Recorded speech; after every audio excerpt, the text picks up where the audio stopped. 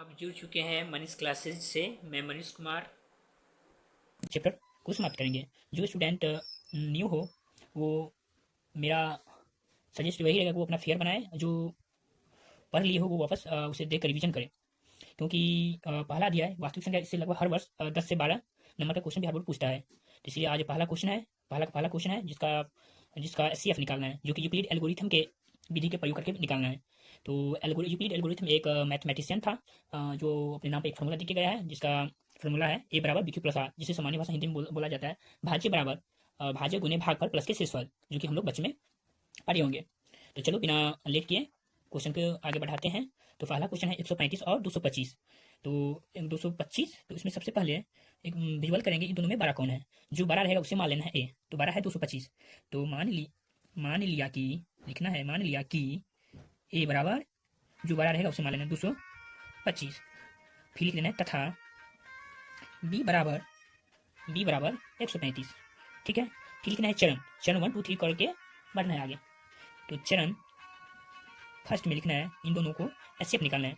तो 135 और 225। 135 को इतना टाइम पढ़ना है, जितना 225 से ज़्यादा ना हो। भले उसका बराबर आ जाए वो ठीक है, लेकिन उससे ज़्यादा नहीं हो। हम लोग बच्चे में पढ़े होंगे। हाँ, तो 135 का वन टाइम्स मल्टीप्लाई करना है। तो 135 का वन टाइम मल्टीप्लाई करेंगे तो 135 ही होगा। फिर 5 में से 5 गया 0, और 2 में से 3 तो घटेगा नहीं, तो एक हाथ से ले लेंगे तो हो गया 12। 12 में से 9 गया तो बच गया, 12 में से 9 गया तो हो गया, 12 में से 3 गया तो हो गया 9, 1 में से 1 गया तो वो कट गया। फिर जब रिमाइंडर बचे तो फिर से लिख देना ए बराबर बी क्यू प्लस आर। यही है Euclid algorithm formula. Euclid algorithm formula यही है। लिखना है ए क्या है 225, तो वैल्यू पुट कर देना है 225 बराबर बी क्या है 135, उसे मल्टीप्लाई किसी की है 1 से, तो 1 प्लस आर 90। ठीक है। फिर जब रिमाइंडर बच जाए तो फिर वापस से सेकंड चरण लिखना है, चरण नंबर 2। इस बार किस किस के साथ करना है, 135 और 135 और 90 के बीच। इस बार 90 को बाहर रखेंगे और 135 के अंदर, तो उसे फिर मल्टीप्लाई करेंगे। जब 90 को 2 टाइम्स मल्टीप्लाई करेंगे तो हो जाएगा 180। तो फिर उससे ज़्यादा हो जाएगा, इससे कम या उसके बराबर ही रखना है, तो उसे 1 से ही मल्टीप्लाई करेंगे। 5 में से 0 गया 5, 13 में से 9 गया 4, फिर रिमाइंडर बच गया। फिर वापस से फॉर्मूला लिखना है ए बराबर बी क्यू प्लस के आर।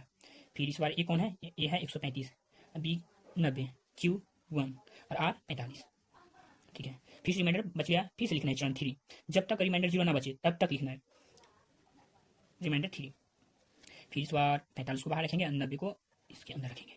फिर वापस से मल्टीप्लाई करना है। देखो 45 गुना हो गया 90, फिर कट गया, रिमाइंडर कट गया तो रिमाइंडर क्या बच गया 0। फिर लिखना है फॉर्मूला ए बराबर बी क्यू प्लस के आर, बी क्यू प्लस के आर। फिर वैल्यू पुट कर देना है, ए का मान हो गया इस बार 90, बी हो गया 45, क्यू हो गया 2, और जब रिमाइंडर कट जाए तो समझो ये 0 है तो 0 उतार देना।